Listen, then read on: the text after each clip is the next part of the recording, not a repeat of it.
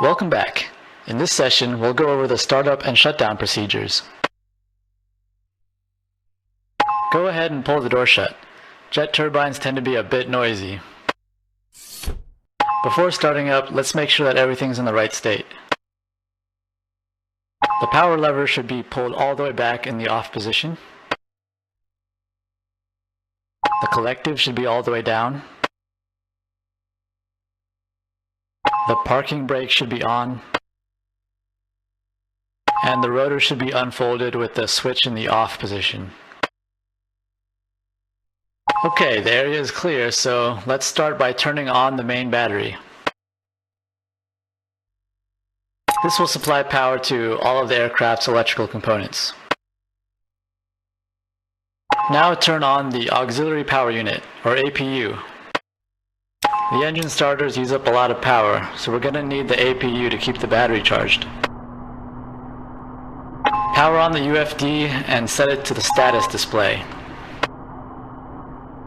This display mirrors what the analog gauges show, but you may prefer to see it here.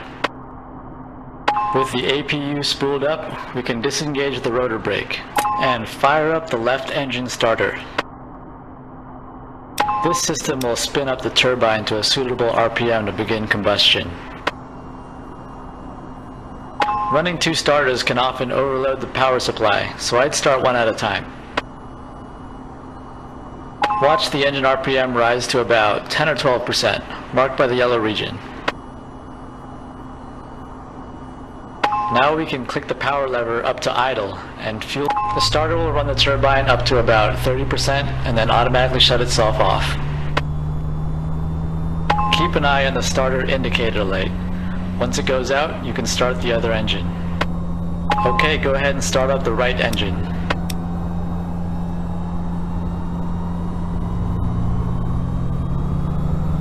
Great, now both engines are fired up and running stable at idle. You can advance the power lever all the way forward to flight power.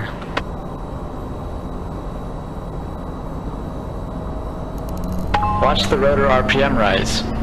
Once it reaches the green region of the gauge, you'll notice that the engines will throttle down a bit to maintain the proper rotor RPM.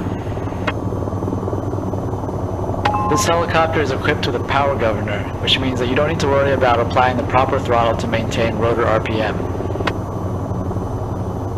Just leave the power lever in the flight position and the system handles it for you. Since the engines are now generating power for the electrical system, now let's turn on each of the displays.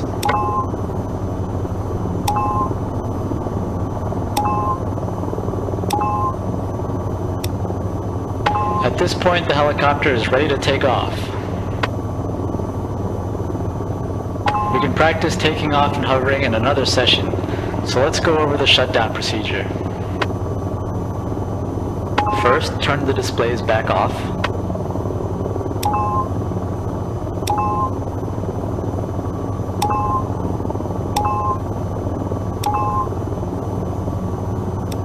Make sure the collective is pushed down.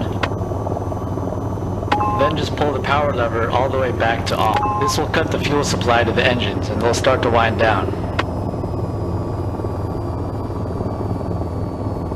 After allowing the engines to spool down a bit, now all that's left is to turn off the main battery. And that's it.